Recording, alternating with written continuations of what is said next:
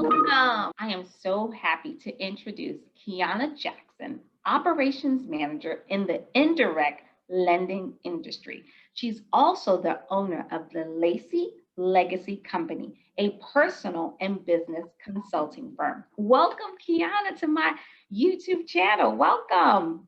Hi, I'm excited to be here tonight. Thank you for having me. I'm so excited to have you here as well. Thank you for blessing me with your presence here. So, Kiana, tell me what it's like coaching to an individual's personal or professional development. What is that all about? Oh my gosh, that's a really loaded question. So I guess I'll try to break it down into pieces, but you can't have one without the other.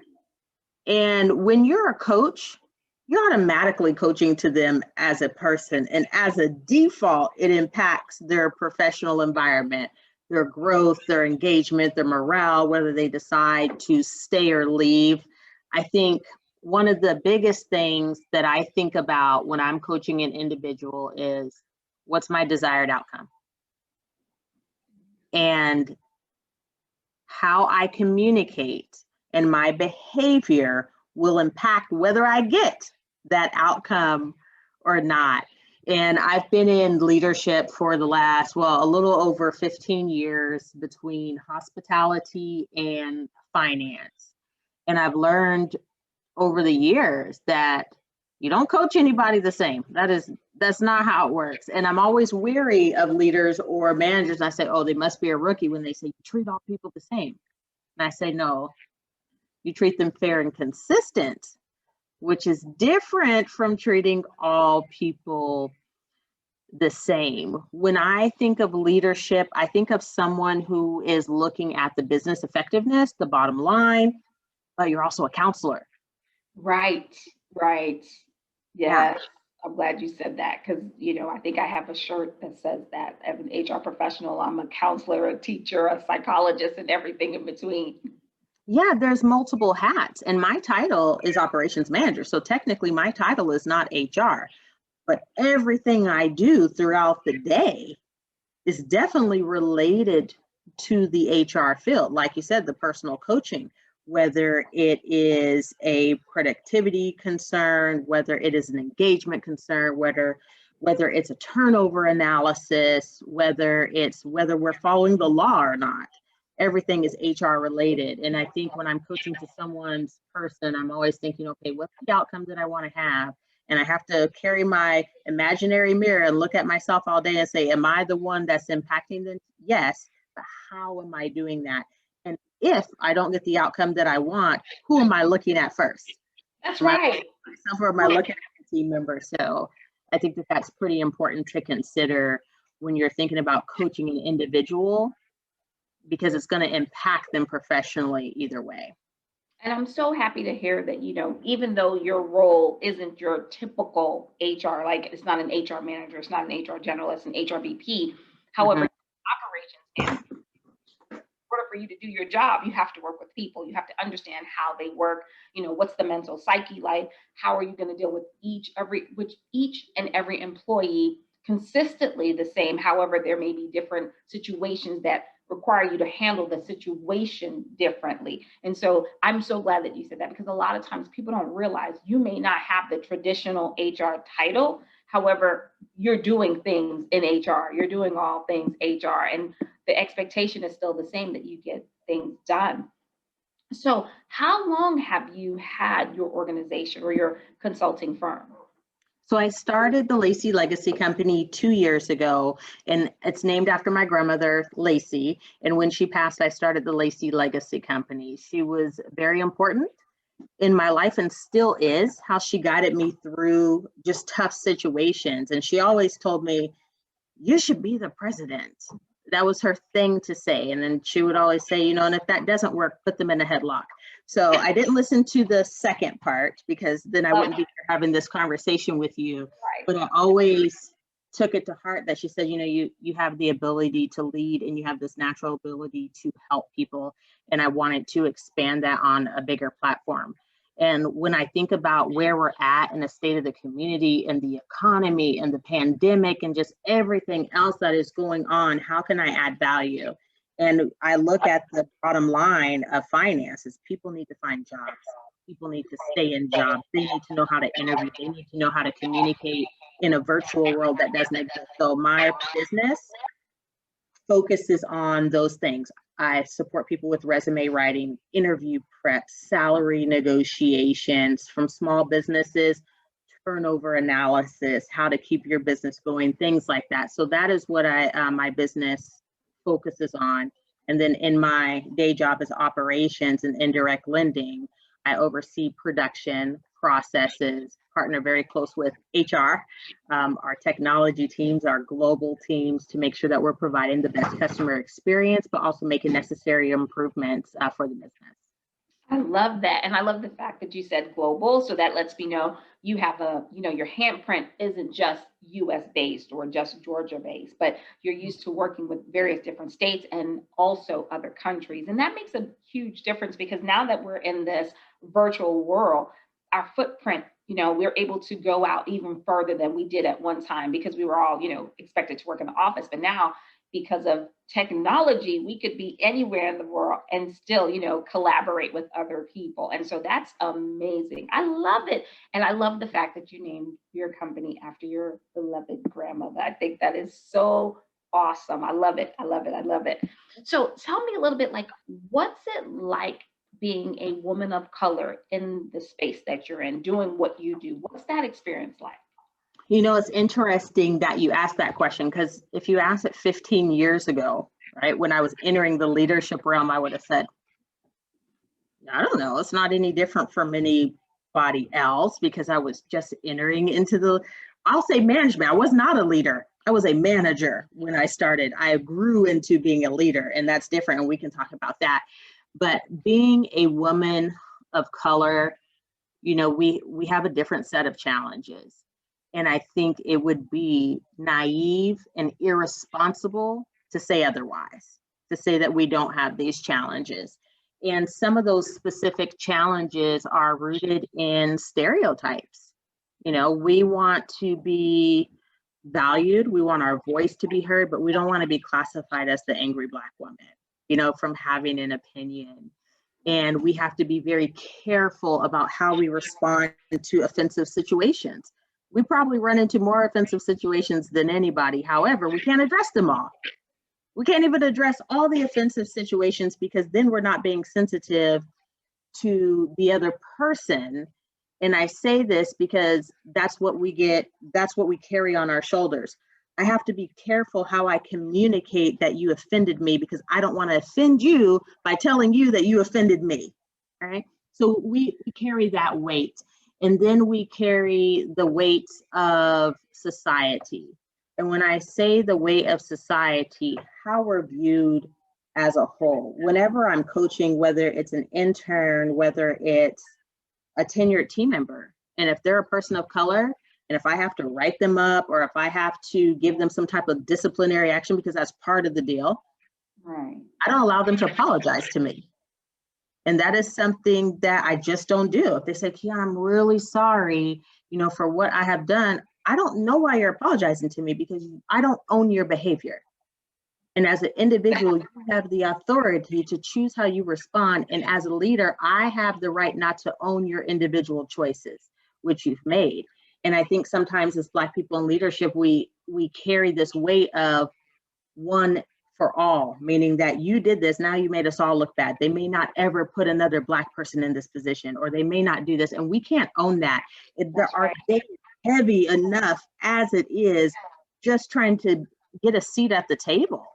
right, right. I love that you said that too, because I've heard that, being a person who is Afro Latina, I feel like I get that. I hear that a lot. It's like your responsibility to be concerned with everybody. But at the end of the day, like I want to see the most qualified people get the position, but I also don't want the burden of the world on my shoulders because when Camille does something, Camille is responsible for her behavior and whatever outcome that comes from that. And I should hold other people accountable for the same thing. And I love the fact that you're like, don't apologize to me. you need to apologize to yourself. You need to have that conversation Absolutely. with yourself and ask yourself, what was it that you were thinking that told you it was okay to behave that way? And just know whatever you did doesn't fall on me, it falls on you. And Yes. I think in being a leader too, I would say too, Quiana, is that sometimes leaders believe that, their employees' failure is also their failure, when sometimes the leader has done all they could, and it really is just the employee's failure. And you got to be Mhm. able to own it and sit in that and say, you know what? I gave you the tools to be successful. You chose to take the tools and put it to the side. So whatever happens now, you've got to own it. I love that. That's awesome that you bring that up too, because one of my favorite things is saying, when your team fails, you got to look in the mirror. But you also, like you said, you have to know where to draw the line and say, I've put in what I'm supposed to put in. Matter of fact, I've put in extra. I was situational with my coaching. I coached to the individual. I had some tough, crucial conversations with this individual. And sometimes people are not a good fit, and that's okay. As long as leaders, that's not our first thought, is the team member. The first thought should be, as a leader, I am responsible for the outcomes of this team. And sometimes the behavior too, because the culture starts from the top down. You can't build a culture from the bottom up. That's not how it works. It comes from the CEO, the presidents, the vice presidents, all those positions. You create the culture that you live in from a work standpoint. And I like to focus on, looking at that from a holistic view, to say the team members, it is our responsibility to build the culture, and the team members are responding to the environment that we put them in. And is that or is that not fair? Maybe, depending on what they have done, right? But as a leader, that is my job, to build this environment. And I, like, one of the other things I'm wary of, someone said, always look at the positive. No, you have to have balance. We're in the real world. Everything is not positive. Sometimes things are not positive, and you have to address those in the hopes of getting back to the positive. Yes, yes. And those are tough conversations that we have to have as leaders. And that is part of HR, that is part of management, and that is part of leadership. And I say management and leadership because they're two different things. Managers work a process, leaders work an environment. Yes. I love that. I love that. Managers work a process, leaders work an environment. And I love the part that you said, and you skipped it so quickly, but I was like, I caught it. I got a good air when you said that. When you're dealing with like culture, it starts from the leadership, right? So your CEOs, your CHROs, and they really do make the difference. So if you don't have all of their buy-in, then things are not going to change. And I love that you mentioned that, because, we live in a world where right now the big hot ticket item is DEI, and DI is, Yes. and I say it's a hot ticket item, and everybody's laughing at me because it's not that I don't take it seriously, because it impacts you, it impacts me, impacts people of color across various different nationalities. But I say it's the big ticket item because right now it's like the latest pair of sneakers, or Mhm. the latest bad handbag. It's whatever's cool. So I call it, me and my girlfriends, we call it fake DEI, fake diversity initiatives, because is it really, are we really putting forth an effort to provide and see and have those difficult conversations, or are we just saying that stuff because it sounds good and it's cool? It's like, yeah, the latest jam. Yeah, I know, I participate in some different forums, a lot of them rooted in professional development, in HR, and organizational development, all these different things. Number one, to stay versed, because as a leader, you need to be a continuous learner with the ever-changing world. But when you say DEI, right, what does DEI stand for?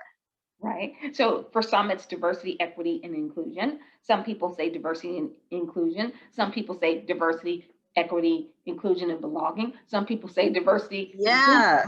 Like, it's so many acronyms. And at the end of the day, it's about how we treat people.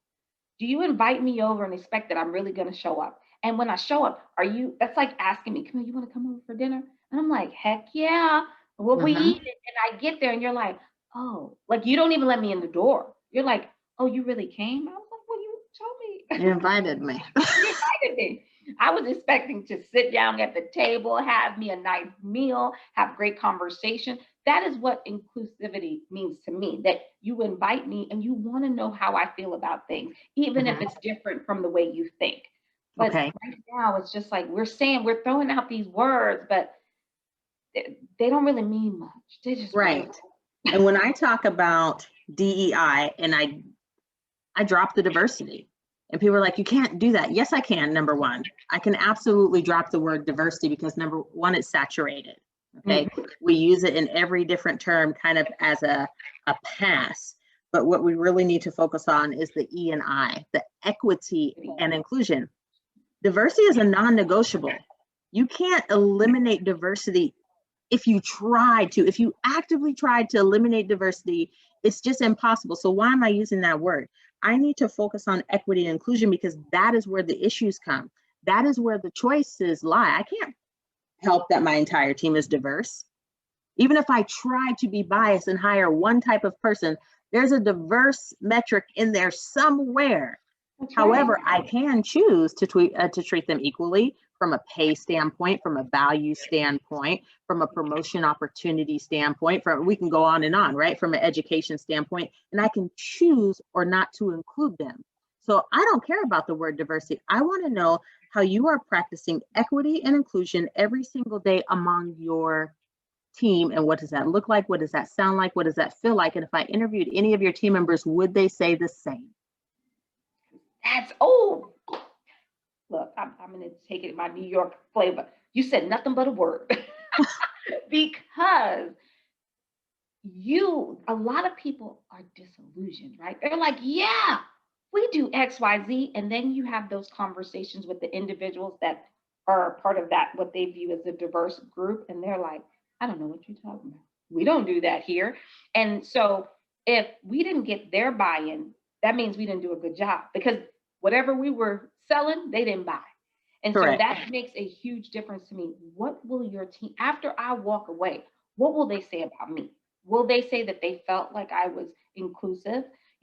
Was I fair regarding the way that I communicated information, the pay rate, the way I delivered, any type of corrective action? Was I fair across the board? And then did I include them and make them feel as though I wanted them to be here? So that is awesome. I love the fact that you brought out those points, Quiana. That was awesome. And I love the way that you really put a different spin on it. Even for myself being in HR for almost 20 years, that really helps me to really, you know what? At the end of the day, I can't stop being brown, Black, whatever you want to call me. Right. I can't stop that. So what else are we going to talk about then? Am I getting paid the same way as my counterpart? Am I being included and invited to certain conversations? That's a whole different story now. Now, what do you have to say? Right. I love it. Yeah, it's completely different. And that's when we're really going to make the change in culture. I hear a lot in the different forums and the different conversations, hey, I want to get into talent acquisition, or I want to start a management development program. And my typical response is that, oh, you would like a culture change. Because that's what that is. When you are starting a department or a program that's focused on professional development, you are identifying that those items don't currently exist in a way that's effective or giving you the outcomes that you want. So you want to design a program that's rooted in those items, but that has a consistent approach that changes your culture. So what you're asking to do, in a sense, is you want to change my group of managers to leaders. And that's not a overnight project. That's not tomorrow we're going to start developing our team members. You have to, from top down, build your structure. That's right. When you're changing from managers to leaders, you're moving from managing the process to this group of people now being educators, now being influencers, now being maintainers of actual managers in those processes and being able to consistently grow. So for people who are wanting to get into HR and saying, hey, I want to do this, I want to be talent acquisition, or I want to be personal and professional development, you're signing up for culture change. And that is the hardest job in the HR management leadership world, because culture starts from within. And based on your title, whether you're in HR, you don't have that title to make that final decision. You are leading by influence, which means I have to sell. You have to be a salesperson, okay? If you don't want to be sales, then you're also should be looking at a different career field outside of HR, because in HR, you have to sell the idea of doing what's right. You have to sell the idea of value and change. You have to sell the idea of consistency. You have to sell the idea of structure. And then you have to be able to teach how to do that, because they may want to do it. They may say, yeah, we want structure and we want to do this stuff right, but I'm not going to do it because I don't know how. Right. And even telling me you don't have the title to actually tell me. So now I'm actually even not going to value what you just said to me. And I'm just going to disregard that we ever had this conversation, and I'm going to move on. Right, right. And that in itself is problematic, right? Because as HR professionals, we have to be sales people, whether we realize that or not. And I'm glad that you said that, because we have to always try to get buy-in. Buy-in. That's like one of the number one words we use. We've got to get everyone's buy-in. And sometimes the buy-in is it's the right thing to do. Like that could be what we need to say to our leaders. And of course, in order to make a cultural shift, you've got to get those CEOs on board, right? The CEO, the COO, and every other letter behind that. You've got to get that executive leadership team to say, I'm in. Because if they're not, there will be no movement. And if it is, it will be pretentious movement, and it will pretty much be non-existent. It will not stay stabilized. It will not be long lasting. And that's what happens a lot, I think, with a lot of DI and DEI initiatives. It starts with the momentum, but the momentum cools off, right? Because it really founded on trueness, on really wanting to make a change, but more so just, this is a box I need to check off. Yeah. We shouldn't be checking off this box. I'm thinking now, like I started in HR in 2001. Why am I still having the same conversation? 2021, I'm saying the same, I'm talking about the same things that I was talking about when I first started almost 20 years ago. So that lets you know something is not right. We even as HR are not doing it right ourselves, because we're so busy trying to make sure that everyone feels good, when it really should be about what is right, and having those conversations. And that's one of the issues that sometimes HR professionals have. We can't always make everybody feel warm and fuzzy, because that's really not our role. And that's not the job. The job is to protect the company. Another misconception is that you're there to support the team members. As a default, you support the team members, but that's not the job either. The job is to protect the company. And as a result, we sometimes side, and I hate to say that, side with the team members because we've identified risk. But when you're looking at, something you said, hey, I've been doing this for 20 years, I'm still, spinning my same wheels, I'm communicating the same thing. I've coached salespeople. I've coached a wide variety of recruiters, HR personnel, frontline producers, frontline managers, senior executives.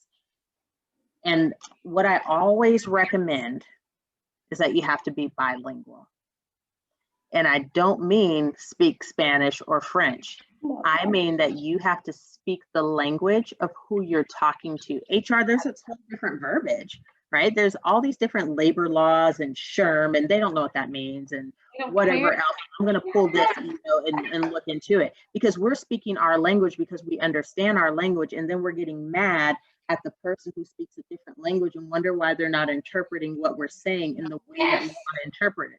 So to be effective in management, leadership, and in HR, you have to be bilingual. So when I'm talking to the sales team, I still got to coach them on how operations and compliance work, because you're out there working hard in the field and you are going to make this commission check. And I would hate to take it back from you because we lost this money on the back end because we didn't follow these certain processes. Now I'm speaking their language. I'm speaking money. When I'm talking to the chief revenue officer, I'm talking about protecting revenue, okay? And these are the processes we need to follow for that. When I'm talking to the SVP of marketing, I'm talking about marketing risk in the environment that we're in so that the marketing doesn't have an adverse reaction, right? And so the same thing with talking to the president or the CEO, they're looking at the bottom line, your P&L, right? Your statements, whatever they want to call it, they're looking at that. So if you're not speaking that language of how this impacts the bottom line, it may not hold true value.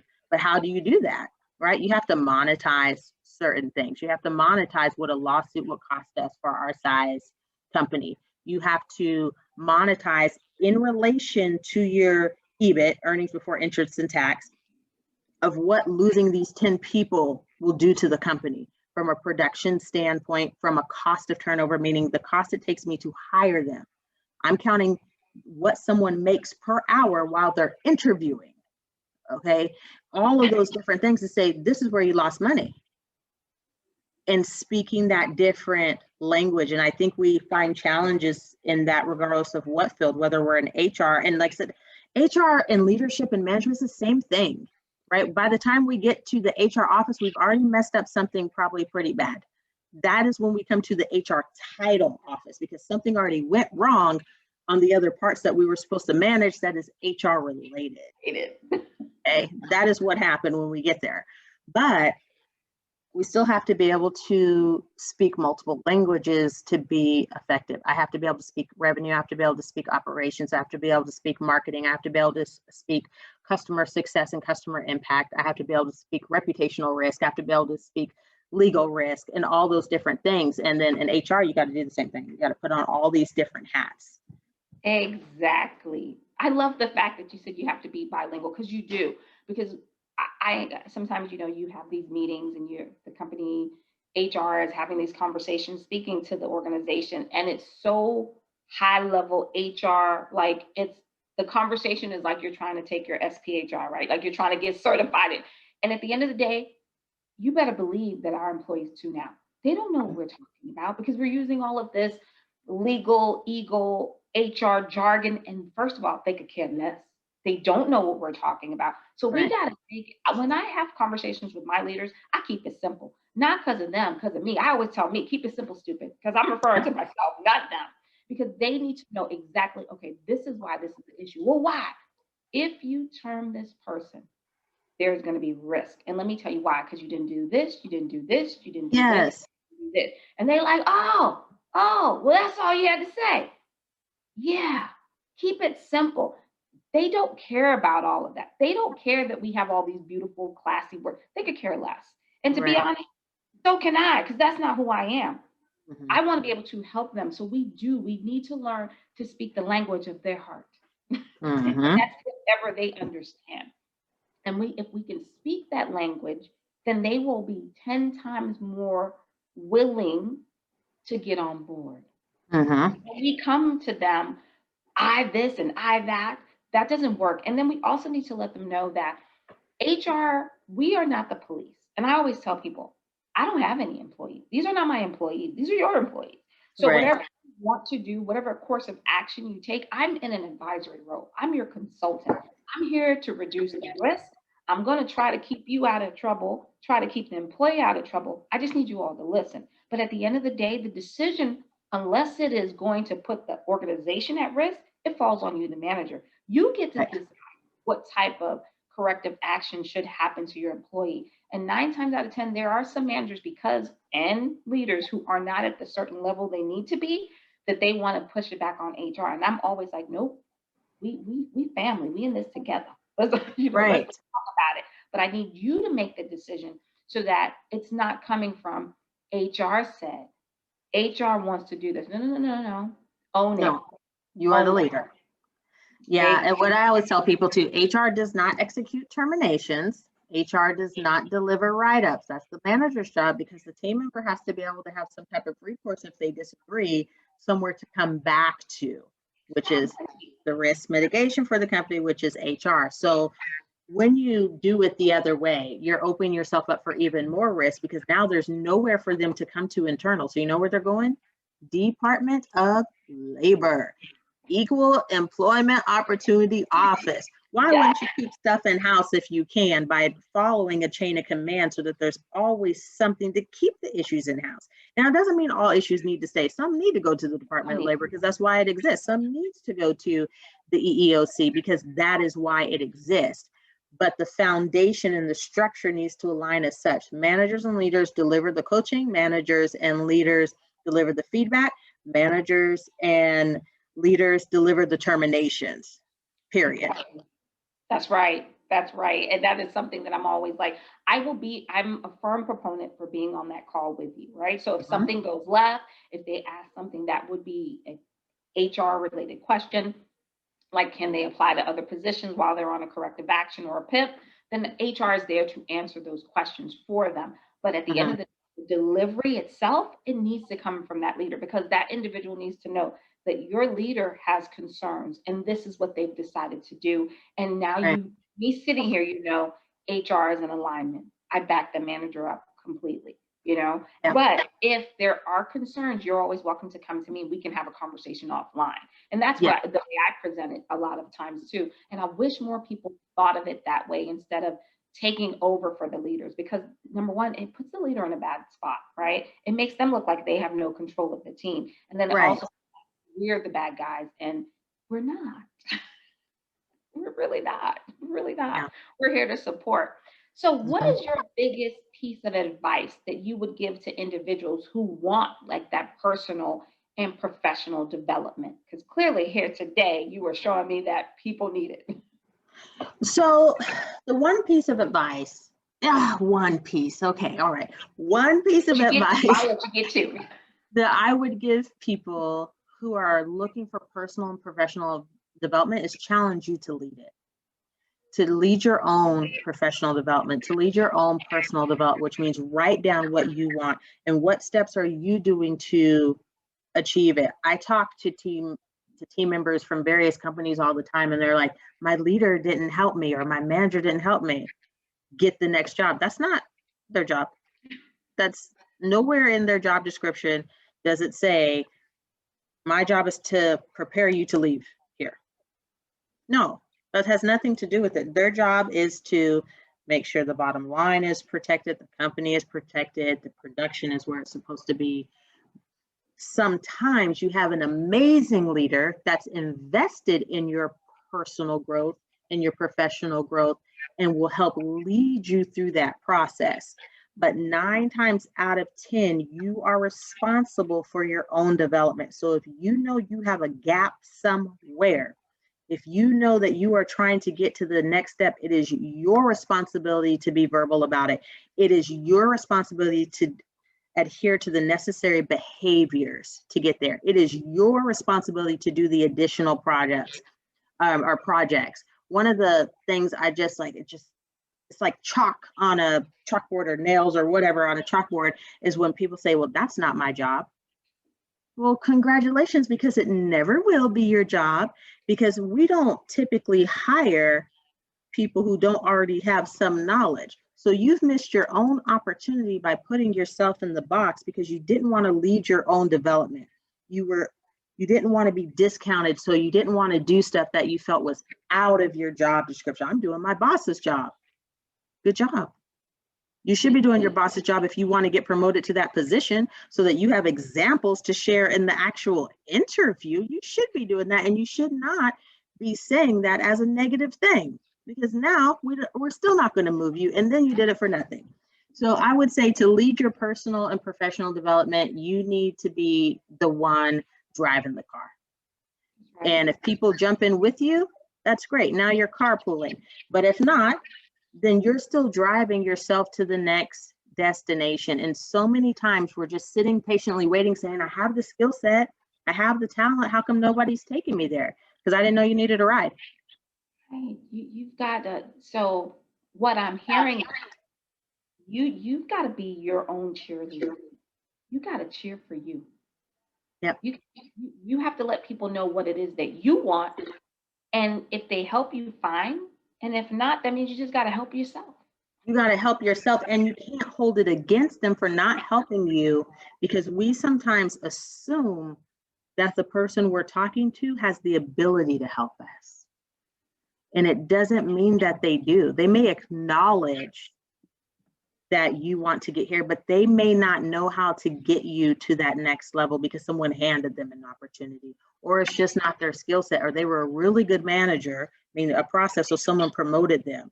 It wasn't about their coaching and development skills. Everybody has different skills that are sometimes heavier weighted than others. And I know a lot of people are going through layoffs right now, and they're like, can you believe my manager told me I would be fine? I'm like, yeah, I can. Well, they didn't even bother to help me. They didn't call anybody on my behalf. They don't have the skill set to do that. They don't have the skill set to support you because they've never had to truly do that.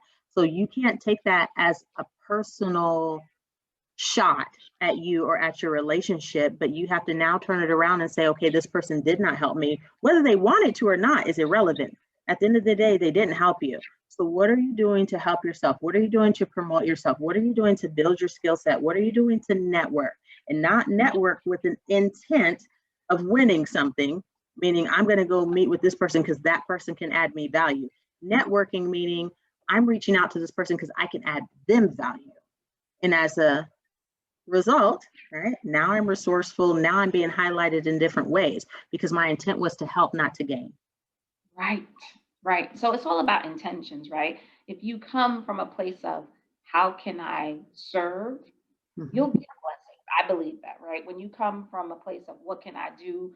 Let me help people. Let me put out information, or someone comes to me and I'm like, okay, yeah, sure. Just call me and we can talk about it. We can I'll walk you through it. I always seem to get blessings after that because I went out of my way. Not that I was looking for a blessing, but get what you give, right? I believe you give a little, you get a little. And that, maybe it's the barter system in some type of way. I don't know. But it works. And that's what it's about, helping each other. But I can't help you if you don't tell me. Right. And most people are just walking around, do you need help? Do you need help? Do you need help? We're too busy. We have too much going on to do that. Right now, people are just trying to keep their composure and keep their. This has been so awesome, Quiana. I mean, I've just enjoyed myself so much. So, where can viewers connect with you? Where can my peeps connect with you? I am on Facebook. I'm not on any other social media platforms right now, but I am on Facebook under the Lacy Legacy Company. They can inbox me. I respond within 24 hours. They can set appointments for resume building. They can set an appointment for interview prep, for career coaching if they've been laid off and they want to decide where they want to go. Small businesses can also reach me there because I have a series of designed management courses, from how to have difficult conversations, for how to conduct written coaching, because those end up in court a lot. So how to properly document your coaching, the difference between being fair and consistent versus treating people all the same, up into executive communication, how to communicate with your team and create engagement. So businesses and individuals can reach out to me on Facebook at the Lacy Legacy Company. I love it. And again, I love the name of your organization. I absolutely love it. In honor of your grandma, I love it, love it, love it.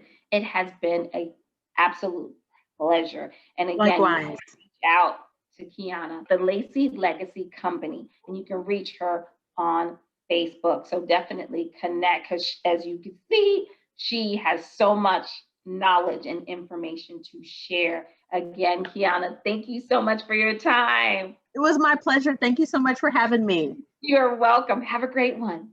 Thanks. You do the same. Bye-bye.